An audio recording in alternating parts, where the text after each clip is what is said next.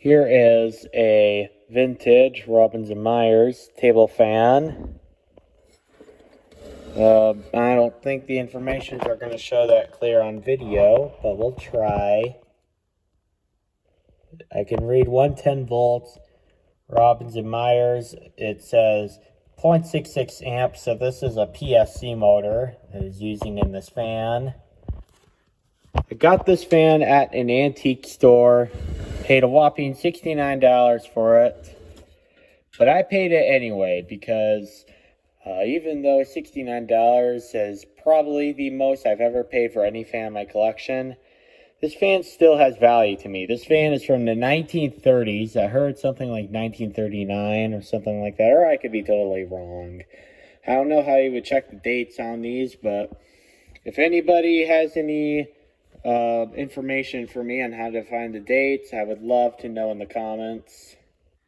Now, this fan needs a fair bit of work to get working. I have not plugged it in. It did not have a cord with it, but it had some spoiled wire. Now, here's a little piece of the wire. I have it right here. This was probably the head wire right here, and look at this. Yep, spoiled. See, the cloth has completely deteriorated on this, and it's just spoiled. So it's gonna need a new head wire, which I already got at Menards. Thankfully, Menards has replica cloth head wire because this is deteriorated.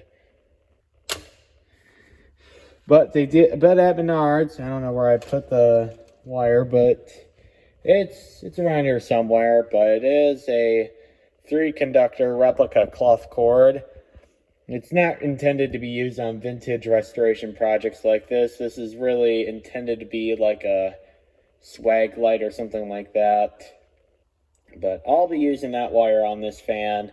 It is 18 gauge, which I think should be enough. This fan is energy efficient. And another thing that needs to get replaced is the capacitor. Here's the capacitor for this fan. And this is a 2 microfarad capacitor. It says 330 volts AC. But these shouldn't be too scarce to find. I can get a capacitor and similar to this size. It's not as big as the original capacitor, but it'll work. But look at how big these capacitors are, and these are metal. And sadly, this capacitor is spoiled.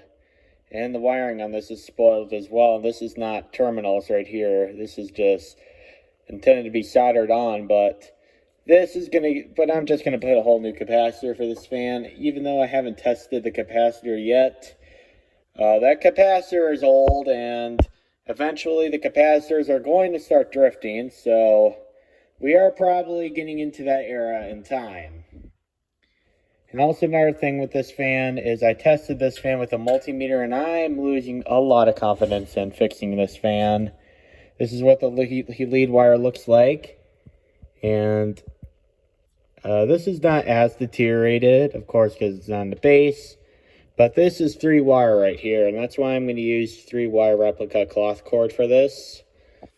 But what this fan is intended to do is, like, these 2 wires right here are supposed to be hot, and this one's supposed to be neutral. I don't know which one is intended to be live wires and which one's intended to be neutral.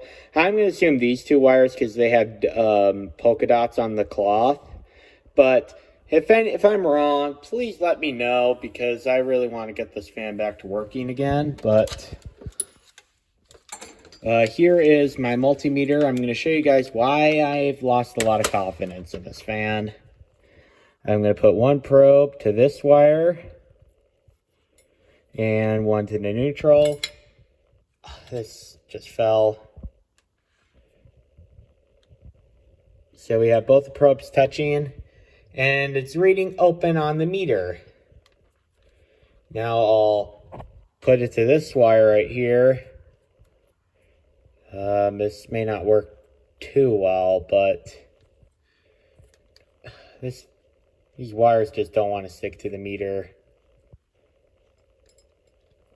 Or actually, even if we just did this, you can get a good connection. Come on. There we go. No voltage or continuity. These two wires together, no continuity. So, I don't know. I really hope that the motor windings aren't ruined, because rewinding a motor is definitely not easy, and very few people know how to do it. So I hope the motor isn't spoiled.